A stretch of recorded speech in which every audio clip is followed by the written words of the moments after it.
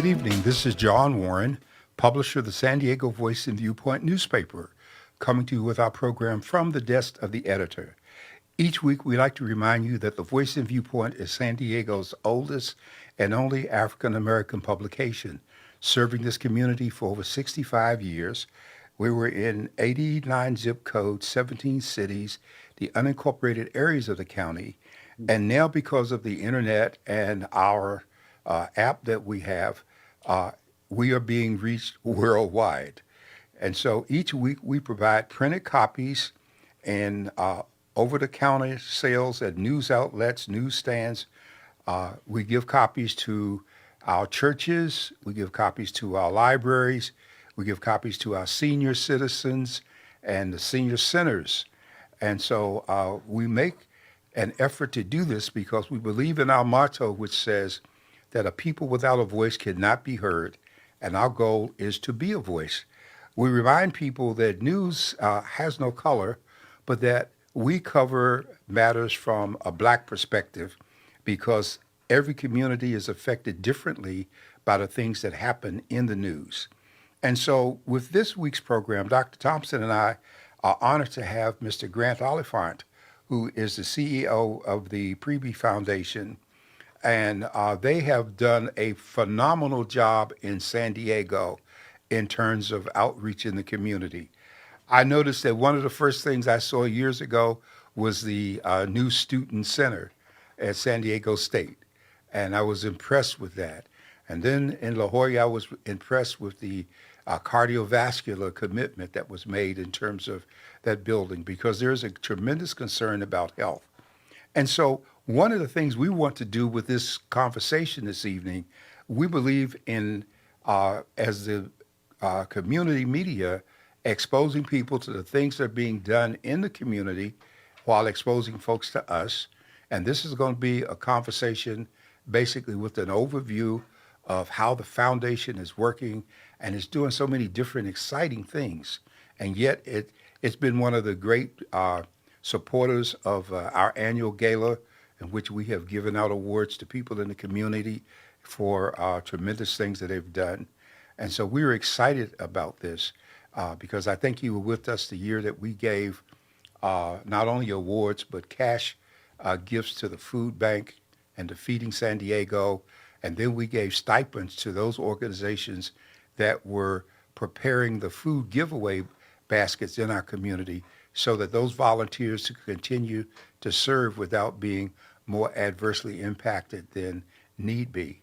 And so with those things being said, I wanted to give Dr. Thompson a chance to say greetings and to tell you how you may join us this evening. And then we're going to go into discussion with Mr. Oliphant, and we're just excited about him being here to chat with us. Good evening, all. Thank you so much for tuning in. You can join us via Facebook, either at godradio1.com or the San Diego Voice and Viewpoint. And we are streaming live also on YouTube, godradio1.com. Check it out, and you can tap in, be a part of this conversation. This will not be a call-in show, but this will be a show that you can tap in and send information to us via social media. Okay. And so as we get started, Mr. Oliphant, I was extremely impressed with the fact that you had a concern for public media, and public media is certainly important, probably more respected on the East Coast than here, because we haven't grown to the extent that we have all of the discussion groups and forums that take place there on such a regular basis based on what people do.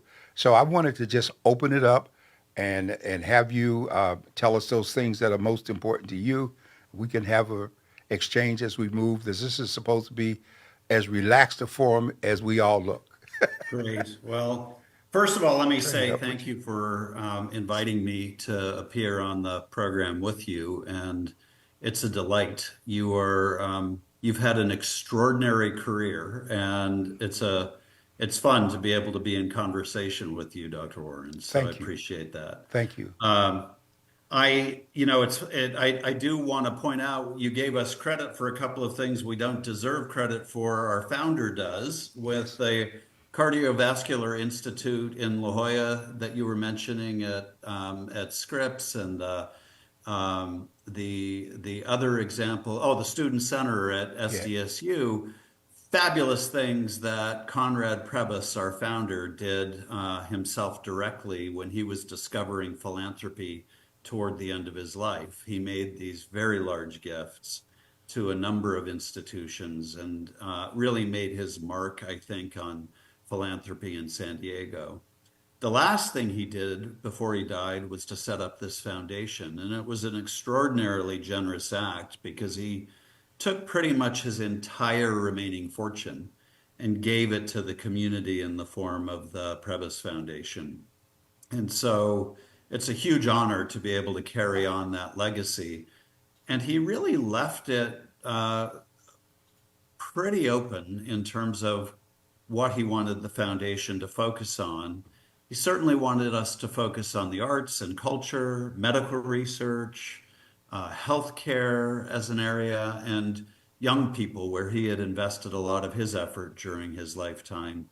And so those are our four main areas of concentration. But how we do it and the spirit with which we do it was something that he left to his successors in my role and on the board. And the thing that you pointed to in terms of our interest in journalism is one extension of that latitude that he gave us. What we realized when we started doing this work pretty quickly was that everything we cared about, be it healthcare or scientific research or how young people are doing or the job opportunities that they might have or how their mental health is going, or how our very important and diverse arts and culture scene is prospering. All of it depends on the public having access to good information. And I don't need to tell you that we're living through an age where getting access to good, reliable public information, particularly from various vantage points, is tough to find. And so we have been very thoughtful about how we support making sure that San Diegans are able to access good information and news that will allow them to make good decisions about all these issues that we care about. By the way, I have to add one final point, and then I will stop talking for a moment so you can ask a question.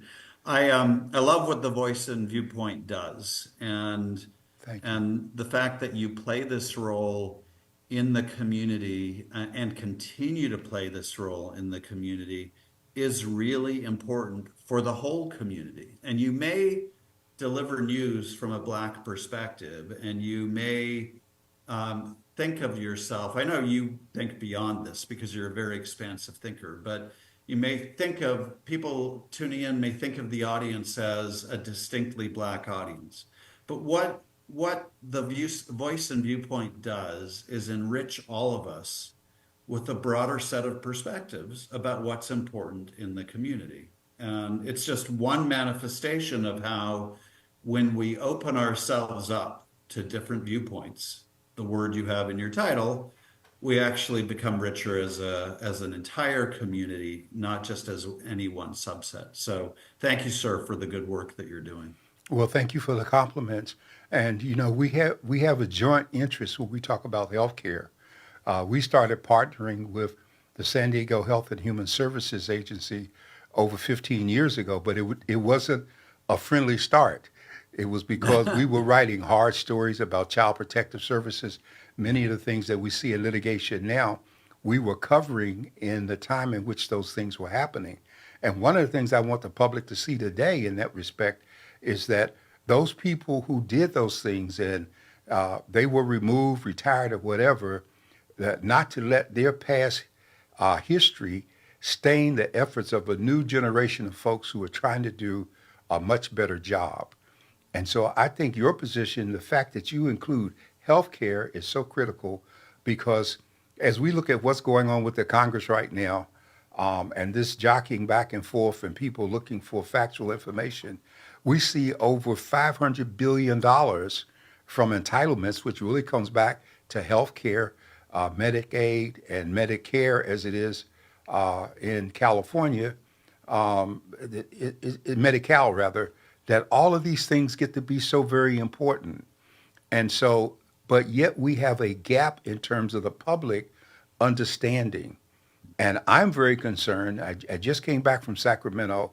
As we talk about public notice, most of us do not understand the true meaning of due process in terms of notice and opportunity.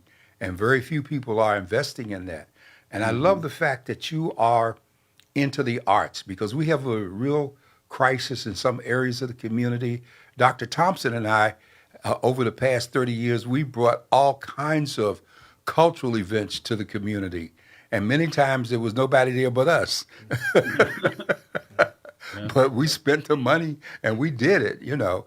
And so I'm glad that you all see the value of that. Dr. Thompson, I didn't want Yeah. to leave you out there. No, one of the things that, first of all, thank you for all the great work that your organization is doing. Arts and culture is a big part of, how we go about serving the community. Even the radio station here is actually designed to help young people to learn how to get into the radio business. One of the hardships that we've always faced in the community is being able to be seen and also be able to be heard. It takes a lot more for an organization such as ourselves. We've been around for 30 years. You have been around 40. for even longer than Well, the that. paper's 65. I've only been here 40, yeah. and literally becoming trusted messengers, becoming the resources in the community. But it seems like many times we're overlooked until something major happens, and then everybody wants to jump on the bandwagon. How do we, as people that are consistently serving the community, get more and more of the attention of your organization? I know that Dr. Warren, you guys have a great relationship, but how do others do that? Yeah. Well, let me start at the general level, Dr. Thompson, and thank you for the question, and thank you too for the work that you're doing. Let me start at the general level and then get more specific. So my general framework for this is that we have learned that the way in which we often view community is really siloed and fragmented, and it ends up diminishing our understanding of what makes for a healthy, vibrant community. Two ways of looking at that. One is we look at it through the lens of just healthcare or just scientific research or just how young kids are doing or just the arts. And what we very quickly learn is, and certainly we have learned in our work, is that a healthy community has all of these things, and some of the most interesting work happens at the intersections of those disciplines. So, for example, as we look at community well-being, we're really understanding in our work that to have a good, healthy community, it's important for young people to have access to arts experiences that validate their life experiences and tell their stories, and help them deal with mental well-being issues in a productive, preventive fashion in a way that a clinician might not be able to help them do. And, we can put the point is we can put these pieces together in a way that really helps us understand community better and building better community together. The second way I look at this is that, and it runs so contrary to much of the conversation that we're hearing coming out of Washington today, is that we need all of us. We need everybody in our community and in our culture. And there is so much language being used that attempts to sideline conversations about Black people, about brown people, and in effect to erase that part of the national conversation. And what you learn very quickly when you work in community, and again, I'm preaching to the choir, I don't need to tell you this, but I feel it's important in answering your question to acknowledge this. A healthy community is one that understands that what lifts you up lifts me up as well. So that notion, which MLK Jr. articulated probably better than anybody else, is one that I think is helpful for smaller organizations as they're trying to get the attention of an organization like ours, not to be thinking in very transactional terms about, I want to do this one thing, how do I get money for that one thing? It's how does what I'm doing fit into this narrative of building community for everyone, and that the foundation is talking about every day and funding every day? And how do I make the case for that as part of their portfolio? We have a pretty simple process of being in touch with us through our website, which is prebysfdn.org. That's the easiest portal in for a first-time person trying to get in touch with understanding what we fund. But I really think it's about talking about the people you're helping, how that connects with the narrative of a more successful San Diego, and how we can support that together. Yeah, and the reason why I asked that question, because I look at the Voice and Viewpoint as an example. For the Voice and Viewpoint, although they're the community newspaper, we look at the different organizations that are tied to the community newspaper, from the young to the old, to all the different people that are connected and drive forth. And I think that's the bigger thing. I think a lot of times when you're looking at funding and things of that nature, I always ask how many other people are tied to what you're doing. Right. And in our case, we really serve not just the media, but we literally serve the community no matter what takes place, if it's tragedy of a flood, if it is award ceremonies, if it is church programs or community events or whatever. There's always this consistent connectedness. And I was laughing the other day because I've written so many recommendation letters for people that are applying for funds through your organization. And I laughed at them. I said, now, all of you guys work with us, but you're asking us to do the recommendation letter. and our biggest thing is that, you know what, we're going to do that because our organizations are designed to serve other organizations and to make sure that they're relevant in the work that they do. Well, you're proving you're a big-hearted person and a generous-hearted organization. And you're right. I mean, I think this is you've already given a couple of examples of the way in which community-serving news organizations play or can play, if they're configured with the mindset that you are, can really play a significant role in moving their communities forward. And, you know, Dr. Warren cited the example of holding the Department of Health and Human Services to account and forcing some changes and opening up a new era of relationship. That's one function of the media. And I would just say we really need that still today because it's actually under threat from people who don't want, very powerful people who don't want that to happen anymore. I would like At to the add same something. time, being connected to community allows you to represent the community and to advocate for the community, which in the past journalism was often afraid to do, but I think community serving media has been more willing to do because they see how their health and well-being is connected to the health and well-being of their community. So commendations to you for taking that approach.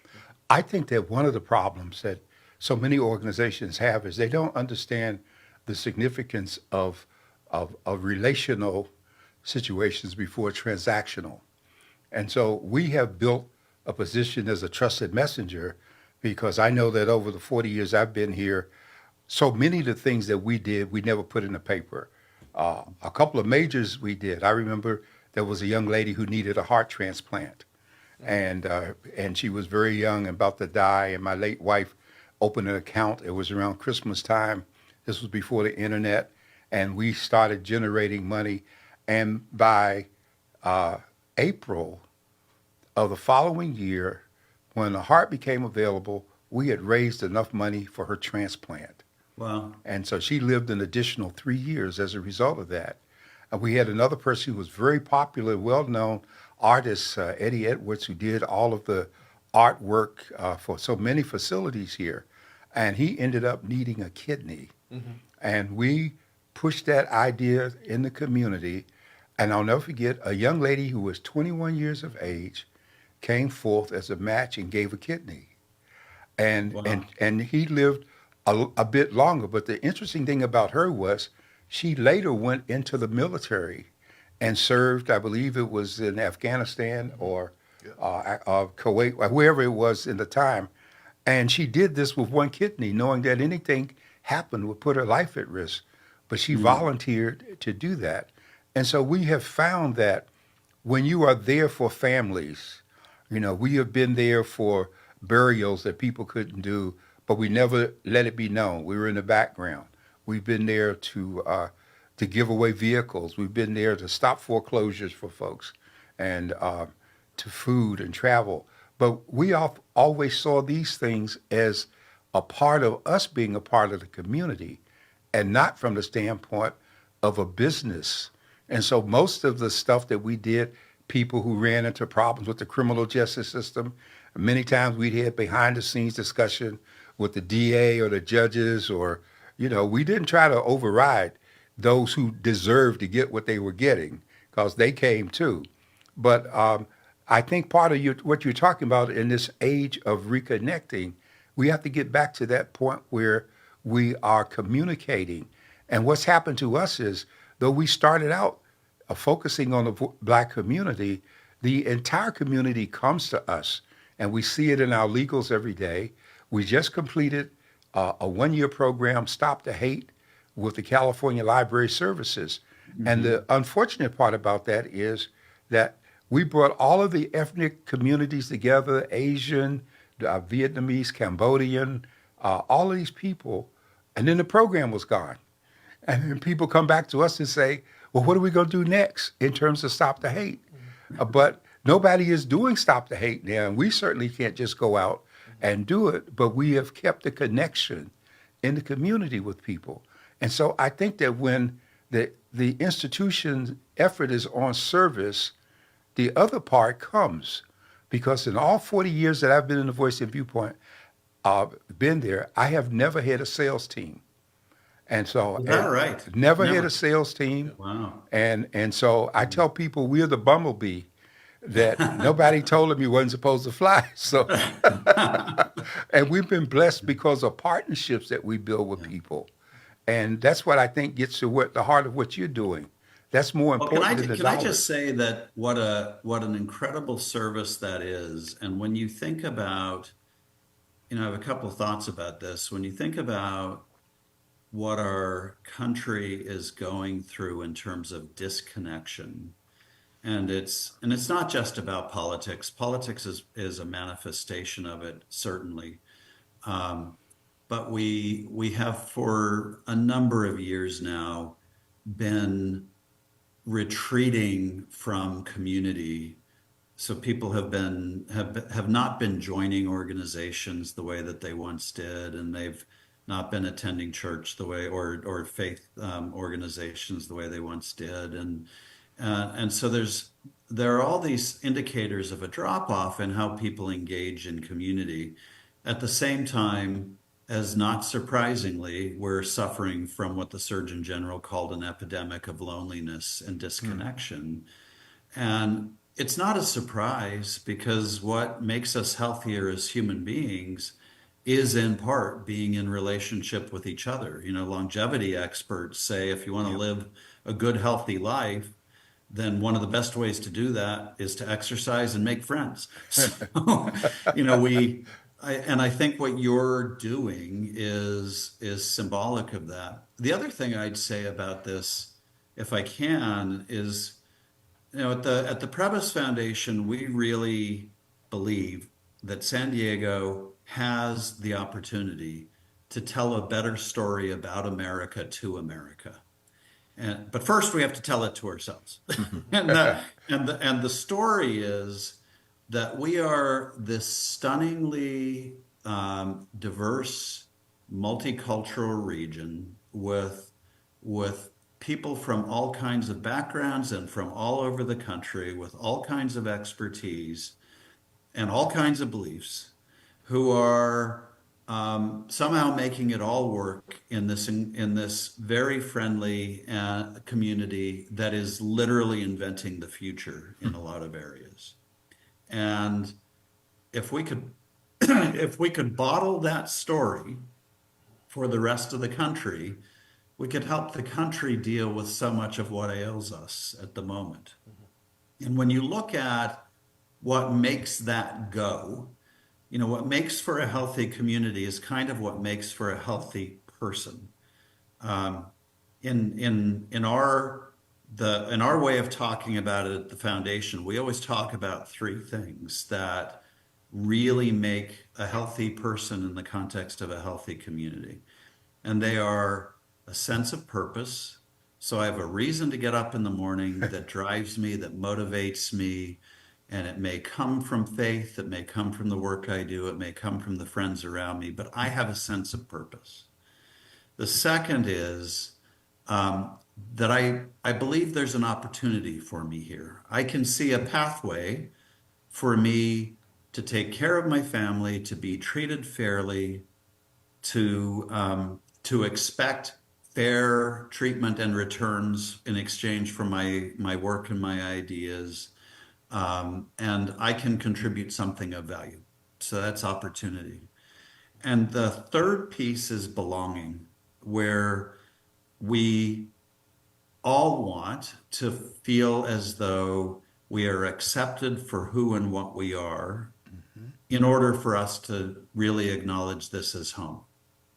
And people are healthy when they have those three things, at least on a mental level and a resilience level. And when they're taken away, they start to do destructive things, or they start to feel miserable and unhappy about themselves. So what I hear you describing is, in many ways, how you sow purpose, opportunity, and belonging through your business. It really makes you what we would call today a social benefit corporation. You just didn't have that language when you started 62 years ago. Yeah, we didn't But take it really is what you are. Yeah, we didn't take that legal definition. You're right. Yeah. But I can relate to something in the background there. When Mr. Prevey came here in 65, as the story tells in terms of the history and how he came, it was a place for opportunity. But I remember when I came here with my late wife in 84, I didn't know anyone here. If a telephone rung, it wasn't for me. It's a strange, isolated feeling. Yeah. Yeah. I'm used to, from back east, being public. You go to the mall or whatever, people know you. You get here, nobody knows you, nobody cares who you are, and so many people come here every day with that. And a lot of us who came with it have forgotten about it, and we don't reach out to help people in terms of the transition. And it is a very difficult place to transition in, but even more so if you're a person of color.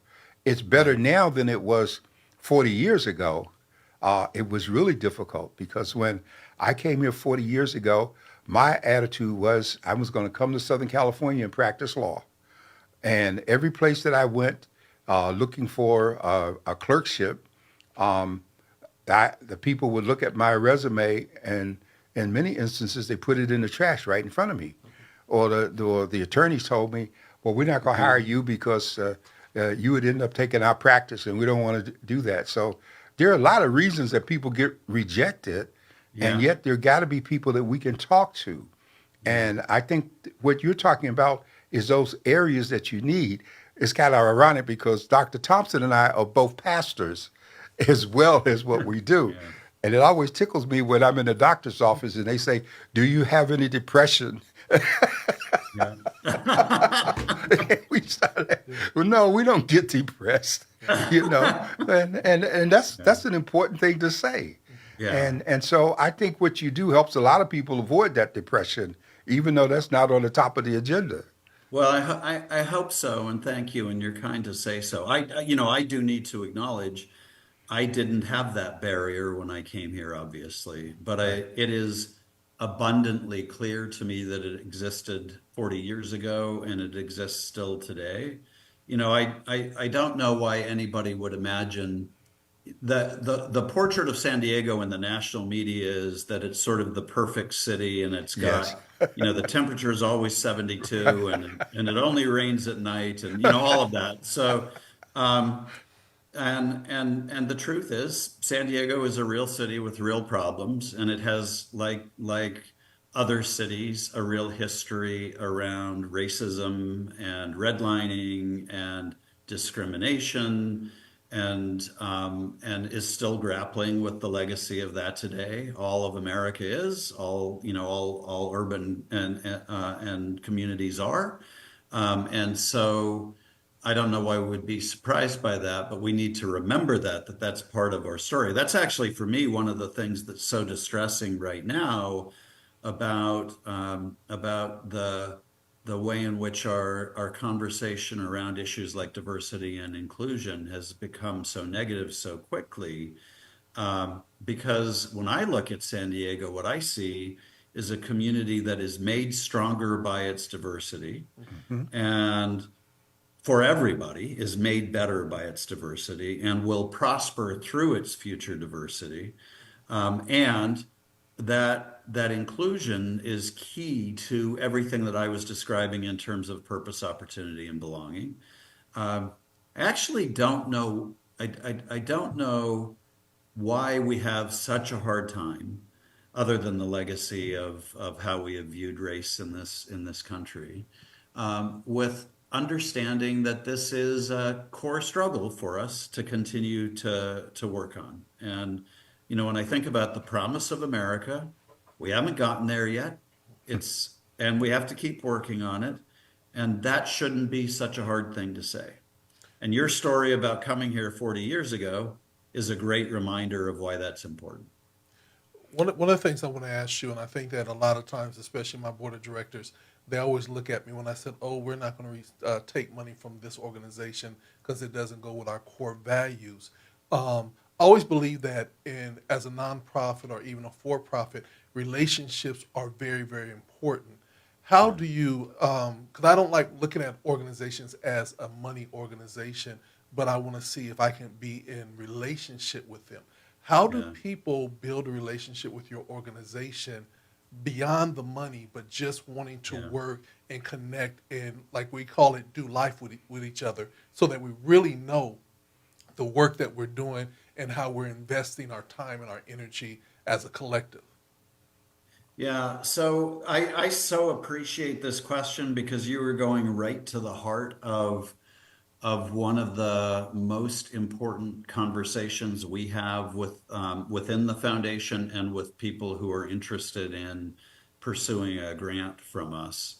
Um, we view the money that we give away obviously as a very important part of what we do, but we view it as being in service of strengthening community, strengthening relationships, and pursuing the grander visions that we have for the community and that the community has for itself. Mm-hmm. And so often, what happens is people think about this as the money, and so we end up typically going nowhere in a conversation with somebody who thinks we're an ATM machine. That if you punch in the right code, some money will pop out. What we want is for anybody that we might work with or do work with, is to have a pretty solid relationship with the people in that organization. And by that we mean they tell us what is going on for them. We get to understand their business, what it is they're really trying to make happen. We understand how they are effective at that. And we look too at how they can connect with other players in a similar space so that we can maybe leverage their efforts together. Mm-hmm. And we want to know how we can bring added value beyond the money so that jointly can be more effective. And that actually is the soul of really good philanthropy. It's exactly what you're what you're describing. And so the how of how you do that is that you approach it in that spirit. So when someone is coming to us for the first time, they may obviously have a question about a grant, but we would hope they would pay attention to the information we're sharing on our website and take a moment to get to know what our priorities are so that they can think about how they fit. Next, there is a process for anybody to get to talk to our program staff and to lay out who they are and what they're about. And it's better if that first conversation isn't about how I need a grant by next week in order to accomplish whatever I need to do.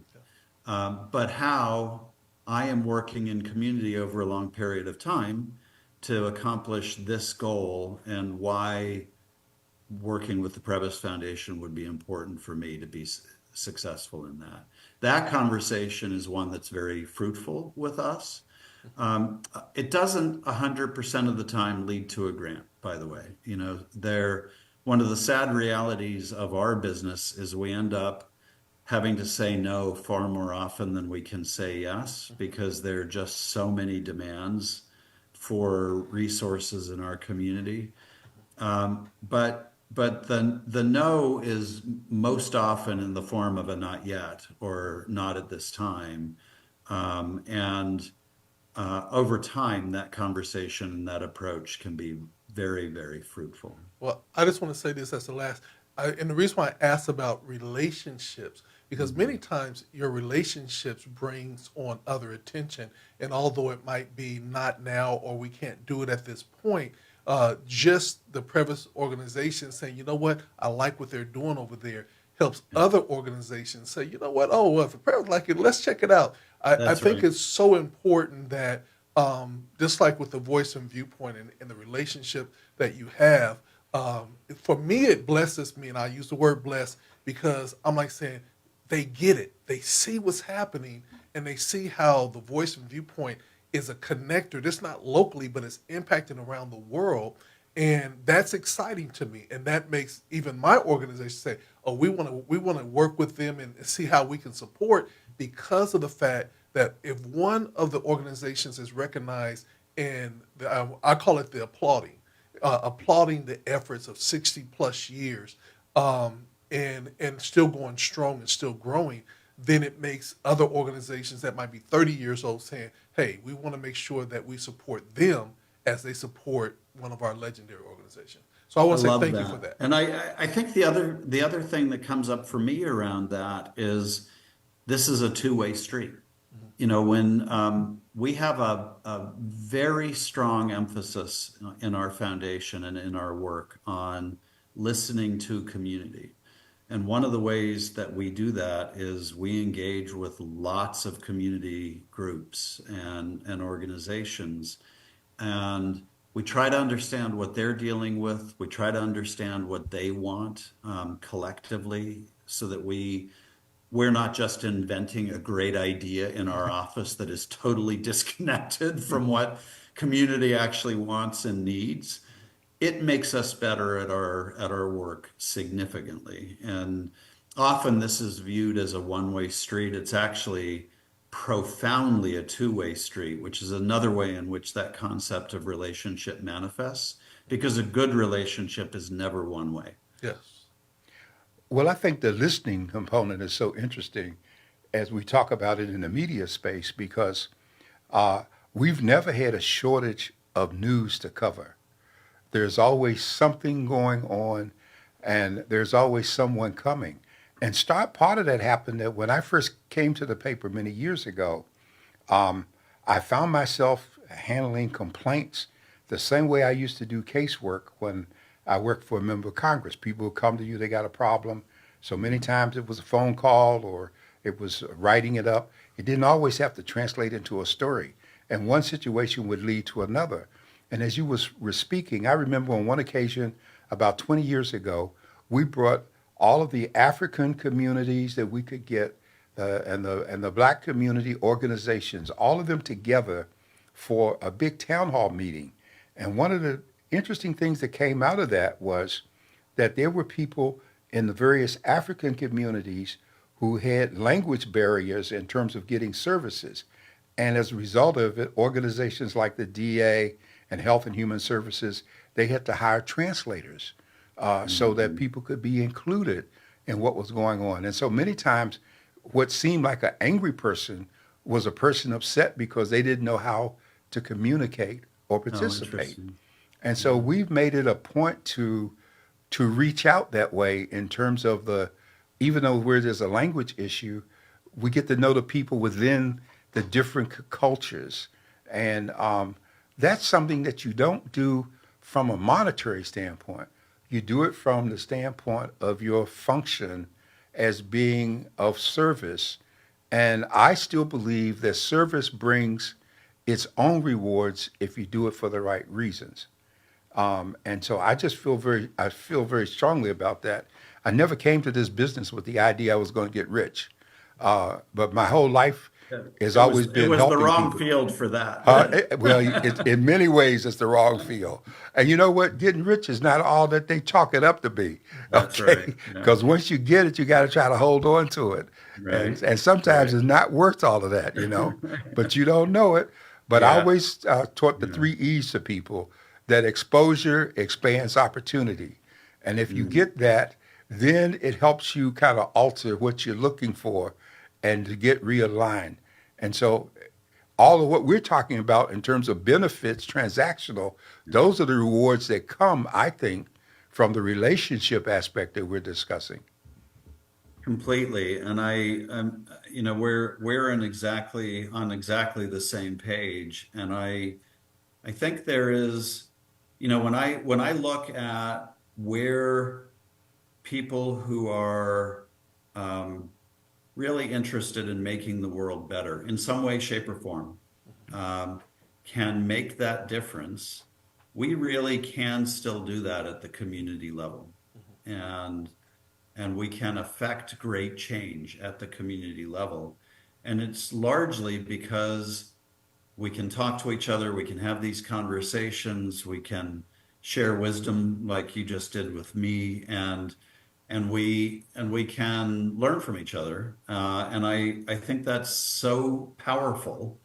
Um, Sometimes I wonder if in this social media age we have forgotten about the power of listening, because doom scrolling through a social media feed is not listening. No, no. It is not the same thing. It is a formula for feeling pretty miserable about yourself and believing that the world is doomed. And when I look at the world, I think by the way, I fall into that trap too because I'm human. But when I look at the challenges that we face, I see a lot of challenges, and they're big.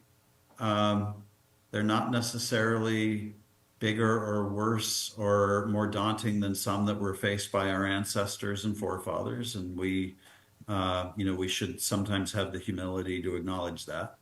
But I am utterly convinced we can solve them, but we have to be able to listen to each other. And I think one of the formulas that we've used over the years, I used Dr. Warren when I was very, very young in the business. He was the grandfather. He was the big daddy on the block, and we were doing Gold Coast Classic.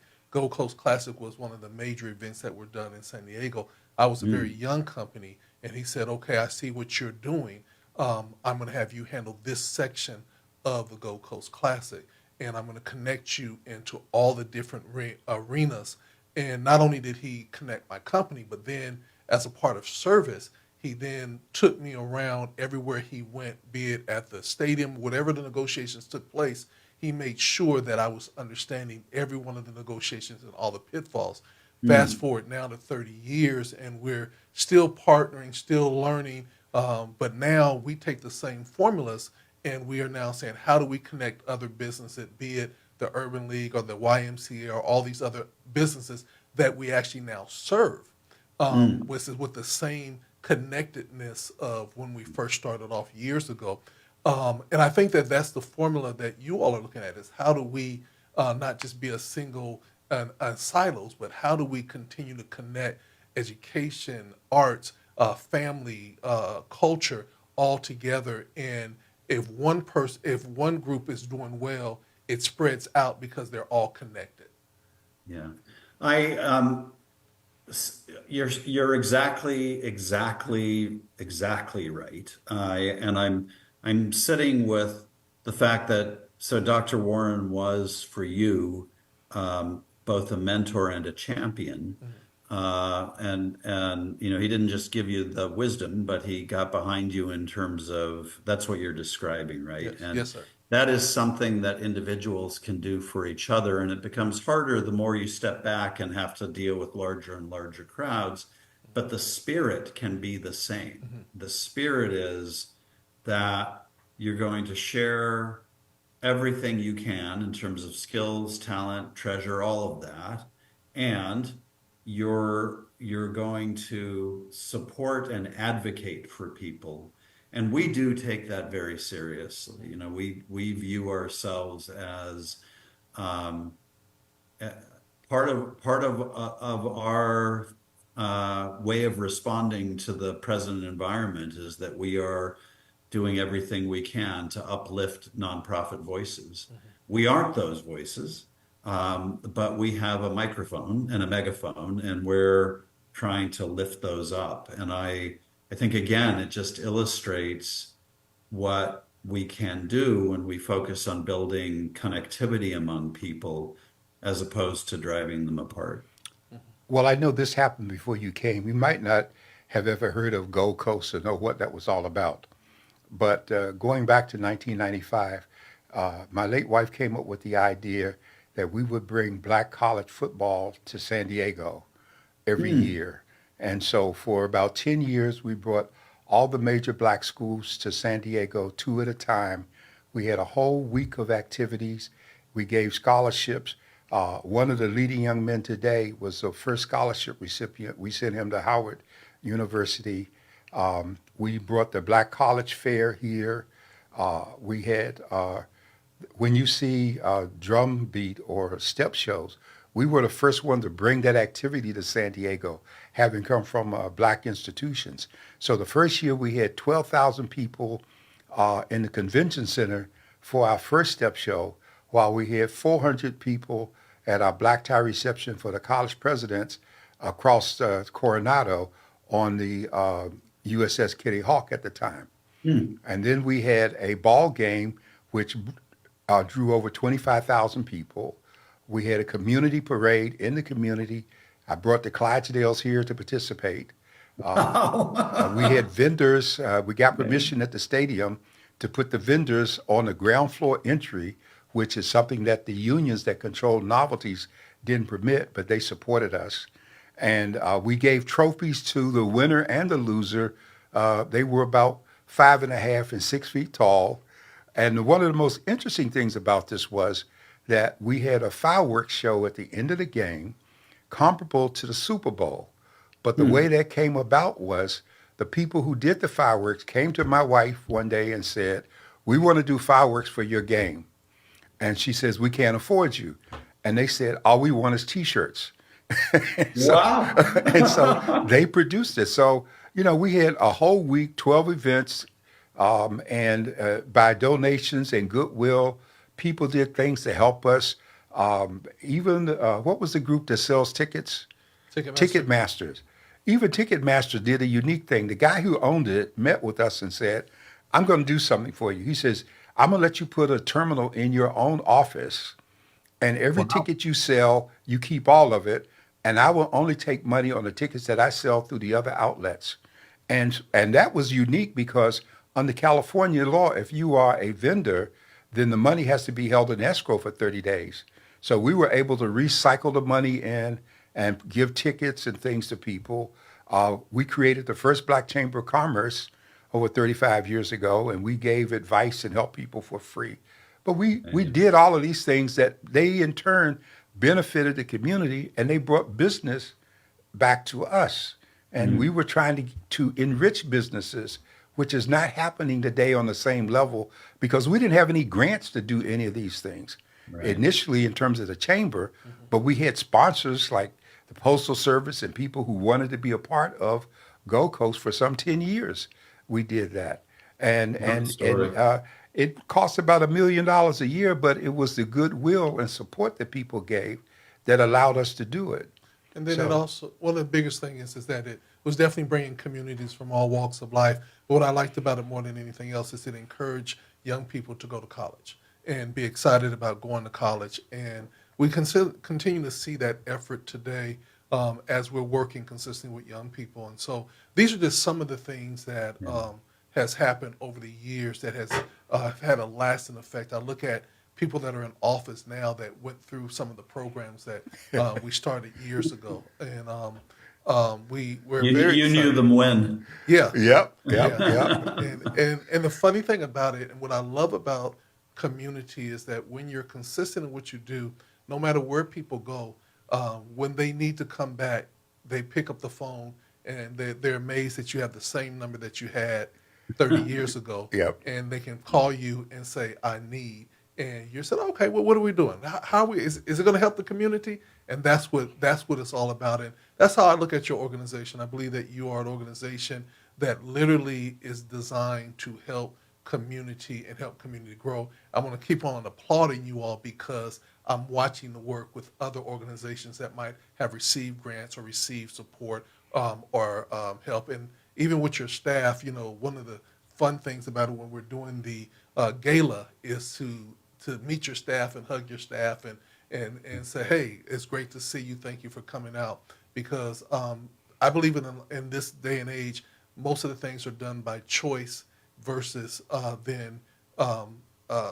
think it's done by choice. People don't have to do it, but they do see the work and they're now acknowledging it. And I think that's what's amazing. Yeah, well, just so you know that that enriches us too, and our I know our team has totally appreciated those connections as well. And I really appreciate your story about having the same phone number as, going back and we are living in a very strange period of time where change is happening so fast that it is hard to keep up. And I think it is important for people to have touchstones in their lives and community touchstones in their lives. And we view ourselves as a foundation as one that wants to be around for a long, long, long time as part of San Diego's community fabric, just as you have been around for a long time. And I don't know if we'll always have the same phone number, but I can't imagine why we change it.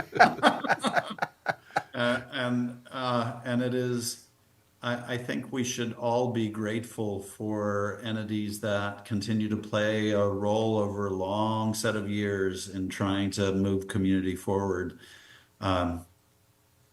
We do kind of live in a time when that gets taken for granted, and it shouldn't be, or people get cynical about it and dismiss it, and we shouldn't, because we see that it's what keeps us together. Well, we've seen this conversation as a relationship building one, and we look forward to doing much more together because it's important to let people know what's happening. When we talk about healthcare, we're publishing at the end of this month our 5th annual Minority Healthcare Report, which talks about all of the things happening with all of the ethnic communities that have been identified, from education to the most difficult diseases and confrontations, mental health, infant mortality, all of these things we deal with. And so we hope going forward that we can work with you. If you have a story that needs to be told, those are things that we can profile and publish, as we try to do with all the organizations in the community when they bring things to us. And we want to leave this door and this opportunity open.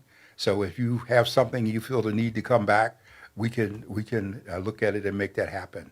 And we really Fantastic. appreciate Well, having I you look with forward us. to those conversations, and I'd be happy to come back anytime. Okay, thank you so much.